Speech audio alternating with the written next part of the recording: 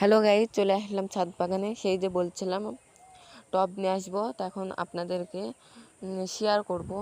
এই যে নিয়ে চলে আসলাম টবগুলো। দেখেন কত সুন্দর দেখাচ্ছে টবগুলো, আর ডিজাইনগুলো দেখেন।